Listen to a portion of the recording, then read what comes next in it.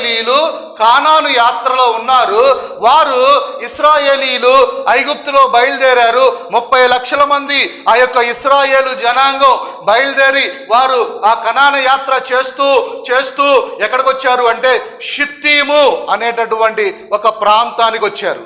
షిత్తీము ప్రాంతానికి సమీపంలోనే ఒక దేశం ఉంది, ఒక రాజ్యం ఉంది.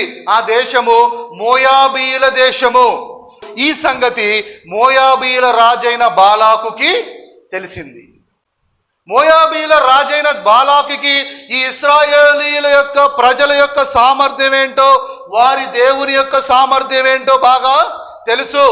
అందుకని ఏం చేశాడంటే సోద చెప్పేటటువంటి బిలాము అనేటటువంటి ఒక సోద గాండ్రి దగ్గరికి తన మనుషుల్ని పంపించాడు, తన పెద్దల్ని పంపించాడు.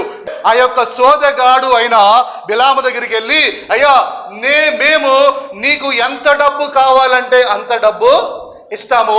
నువ్వు ఏమి చేయాలి అంటే ఆ ఇశ్రాయేలు ప్రజలు షిత్తీములో దిగి ఉన్నారు, నీవు వెళ్ళి వాళ్ళని శపించాలి. సరే వెళ్ళాడు. 3 సార్లు ప్రయత్నం చేశాడు, కానీ 3 సార్లు కూడా విఫలమైపోయాడు.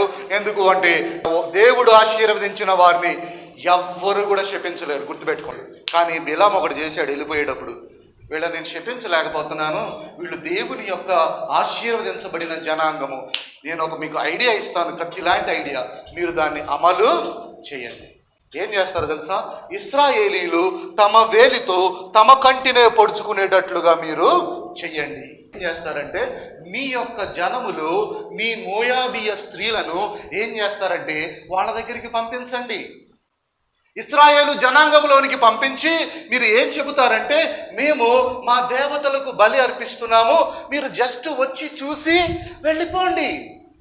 ఇన్వైట్ చేయండి, ఆహ్వానించండి, ప్రేమపూర్వకంగా వారిని పిలవండి.